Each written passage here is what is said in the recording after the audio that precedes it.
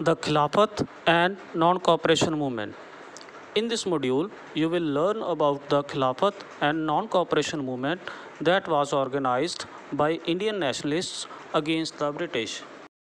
The Khilafat and Non-Cooperation Movement was closely connected with the anti-colonial struggle of the Indians against the British, especially during the First World War and the post-war years. During these years, Indian people faced a lot of hardships, such as shortages of food, increase in taxes, and forceful recruitment in the army. People all over India fought against such problems. During such time, Mahatma Gandhi suggested a new mode of struggle. In 1915, Mahatma Gandhi returned to India from South Africa and introduced a new method of mass agitation called Satyagraha. It was based on the principles of truth and non-violence. He also organized different movements in Bihar and Bengal, which were very successful. Encouraged by the success of these movements, Gandhiji launched the nationwide Satyagraha against the Revolt Act of 1919, which proposed to detain Indian political prisoners without trial. The movement ended in the Jallianwala Bagh incident in Amritsar, in which 100 innocent people were killed by General Dyer. As the news of this tragedy spread all over the country, several violence began in all parts of the India, because of which Gandhiji was forced to call off the Satyagraha. Around the same time, Indian Muslims were angered by the way the British had treated the defeated Emperor Khalifa of Ottoman Turkey after the First World War.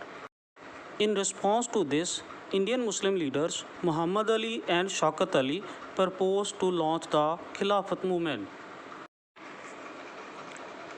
Gandhiji seeks this opportunity to bring Indian Muslim and Hindu together to start a unified national struggle against the British.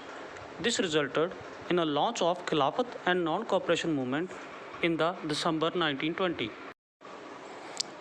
The main agenda of the movement was total non-cooperation with the British government, which includes the surrender of titles, boycott of government schools, army and police, etc., and the use of foreign goods. However, different sections of the Indian society participated in the movement in different ways. In the terms, the middle class responded to the movement with a lot of enthusiasm by resigning from schools, colleges, and courts. In addition, they peacefully picketed shops selling foreign clothes and liquors. In the countryside, the movement took the shape of a struggle against the impressive landlords and talukdars, demanding a reduction of land revenue and abolition of forced labor or begar.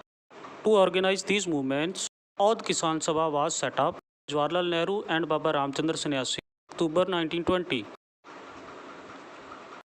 Workers employed in British plantations also left their work to return their villages. However, they were captured and beaten up by the Britishers.